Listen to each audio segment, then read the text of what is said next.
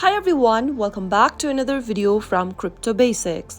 In today's episode, I'm going to be showing you how to change your language on Cobo Crypto Wallet application. So let's dive into the video without wasting much of our time. First of all, open your Cobo Wallet application and make sure to log into your account. Once you're signed in, tap on the Me button located at the bottom right hand corner. Now, tap on Settings from the list and then from the settings menu, tap on Language. You will come across all of the language options you can choose from.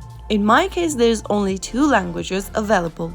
Simply select the language you want to choose in order to change the language of your display. And as you can see it on the display, you have successfully changed language on Cobo Crypto Wallet. That's how it can be easily done. If you found the video to be helpful, go ahead and give us a thumbs up. Don't forget to subscribe to the channel by hitting the subscribe button.